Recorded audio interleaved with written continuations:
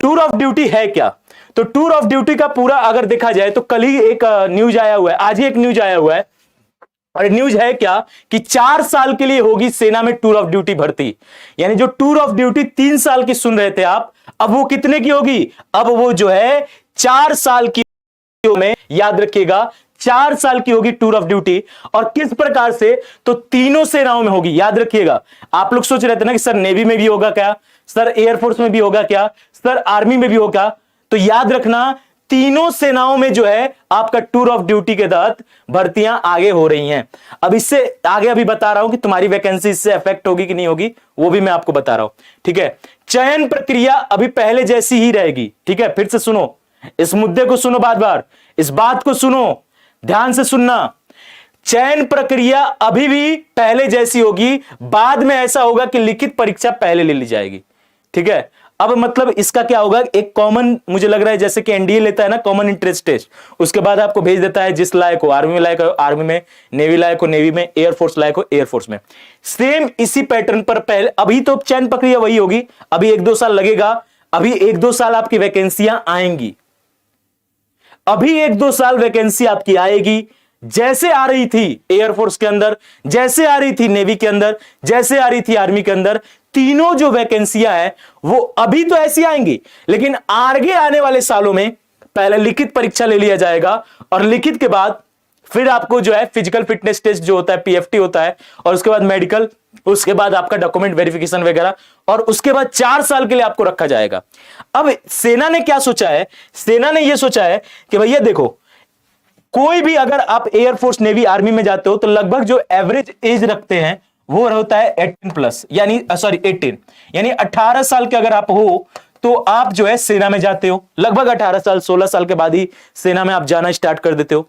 तो 18 साल का कोई लड़का है, अगर वो सेना में जाता है, अगर वो 4 साल की जॉब करता है, ठीक है, 4 साल बाद, 4 साल की जॉब करता है, 4 साल बाद जब आप रिटायरमेंट लोगे, यानी 4 साल बाद जब आपको अगर निकाला भी जाएगा तो आपको इसमें 8 लाख से 10 लाख रुपए, जो कि अभी प्रोविजन है कि 8 लाख से लगभग 10 लाख रुपए आप लोगों को एक तरह से भत्ता मिलेगा। यानी कि आप जब रिटायर, आपको निकाला अगर जाएगा, बाय द वे उसमें परमानेंट नहीं किया जाएगा, इसमें कई बच्चों को वहीं से परमानेंट किया जाएगा, यानी टूर ऑफ ड्यूटी के तहत ही परमानेंट किया जाएगा। वो ऑफिसर डिसाइड करेंगे कि आप परमानेंट करने लायक हो या परमानेंट करने लायक नहीं हो। अगर परमानेंट करने लायक नहीं हो तो आपको फिर 8 से 10 लाख रुपए जो है वो मिलेंगे। जो आपकी सैलरी थी वो तो मिलती रहेगी, लेकिन 8 से 10 लाख रुपए आपको ऐसे मिलेंगी। अगर by the way tour of duty के तहत अगर आप शहीद हो गए, टूर ऑफ ड्यूटी के तहत अगर आप शहीद हो गए तो आपके परिवार को 45 से 50 लाख रुपए, याद रखिएगा 45 से 50 लाख रुपए आपके परिवार को मिलेगा, प्लस आपको जो आपका कह सकते हो भत्ता है वो अलग, और जब तक आपकी सैलरी थी तब तक वो आपके परिवार को, वह आपके कह सकते हो वह वेतन भी आपको पूरे परिवार को दिया जाएगा। यानी वह वेतन आपके परिवार को मिलेगा जब तक आपके परिवार के वो रहेगी। ठीक है, अब इसमें योजनाएं क्या है, इसमें सरकार का सब क्यों ऐसा मतलब कर रही है? तो देखो, जो आपकी सरकार कर रही है कि उसको क्या चाहिए कि सरकार ऐसा इसलिए कर रही है, ये हमारे विपिन रावत जी का बहुत ही ड्रीम प्रोजेक्ट था। अब इसमें भी देखो, जितनी वैकेंसी तुम्हारी होती थी उतनी वैकेंसी अभी भी है, जितनी वैकेंसी पहले होती थी उतनी वैकेंसियां होंगी, परमानेंट अभी भी बच्चे होंगे, लेकिन अब थोड़ा सा लॉन्ग प्रोसेस हो जा रहा है।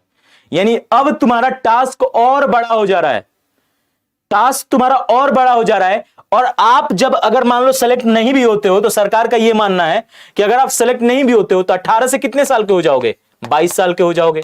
22 साल के बाद भी आपके पास जितनी भी गवर्नमेंट जॉब है उन सब के लिए आपके पास अपॉर्चुनिटी होगी, आपके पास मौका होगा। आप 22 साल के बाद भी उन एग्जाम्स में बैठ सकते हो, आप उन एग्जाम्स में पार्टिसिपेट कर सकते हो, जितनी भी आगे गवर्नमेंट एग्जाम हो या फिर प्राइवेट हो। और इसके तहत सुन लो, टूर ऑफ ड्यूटी के तहत आपको पढ़ाई भी, यानी डिप्लोमा की डिग्री या फिर आपको ऐसे मतलब इस लेवल की डिग्री, डिप्लोमा या डिप्लोमा के लेवल की, इसकी डिग्री भी दी जाएगी ताकि आपका वो साल बर्बाद ना हो। ठीक है, यानी आपको पूरा वो डिग्री भी दिया जाएगा टूर ऑफ ड्यूटी के तहत, ताकि आपका वो साल बर्बाद ना हो। यानी जो आप 4 साल अगर जॉब कर रहे हो तो वो 4 साल आपका साल बर्बाद ना हो, तो आपको वो डिग्री भी दिया जाएगा। और इसके अलावा जितनी भी सरकारी जॉब है उनमें आप लोगों को छूट भी दिया जाएगा।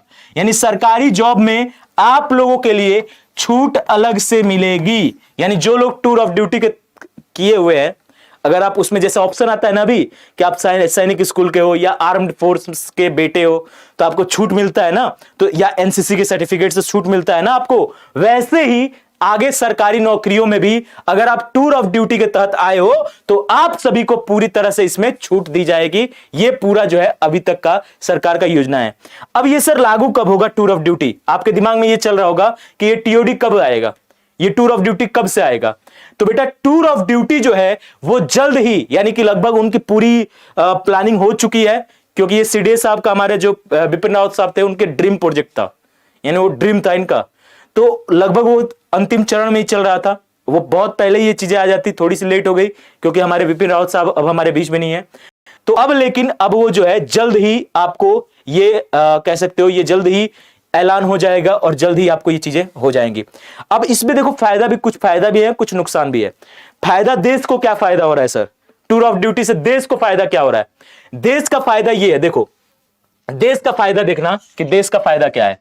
देश का फायदा ये है टूर ऑफ ड्यूटी से, आपका भी देखो फायदा तो आपका भी है, लेकिन कहीं नुकसान भी अगर आपको दिखेगा, लेकिन फायदा देश को बहुत जो ज्यादा हो रही है वो क्या हो रही है? देखो अभी जो हमारा आर्मी का या फिर हमारे सेना का, जो भारतीय सेना का एवरेज एज है ना, जो भारतीय सेना का एवरेज एज है, याद रखिएगा, जो भारतीय सेना का एवरेज एज है वो 30 से 35 साल है।